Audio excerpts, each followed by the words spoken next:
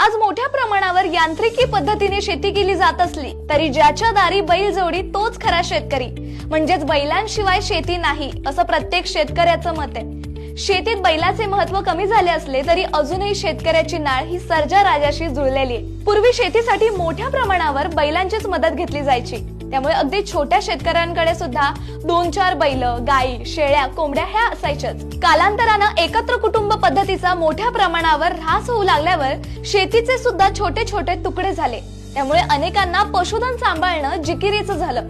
मात्र बदलत्या स्थितीतही अनेक शेतकऱ्यांनी प्रसंगी पोटाला चिमटा घेतला, परंतु काम नाही म्हणून बैलांची विक्री केली नाही। तर या मुक्या जीवामुळेच प्रगती झाल्याचं अनेक शेतकऱ्यांनी सांगितलंय। बैलपोळ्याचं महत्व कालावघात कमी झालं असलं तरी बळीराजाची आपल्या प्राणप्रिय बैलावरील प्रेम व निष्ठा तसूभरही कमी झालेली दिसत नाहीये। ट्रॅक्टरच्या युगात सुद्धा सर्जा राजाचं महत्व तसंच टिकून आहे। तुमच्या जिल्ह्यात कशा प्रकारे बैलपोळा साजरा केला हे आम्हाला कमेंट मध्ये नक्की सांगा।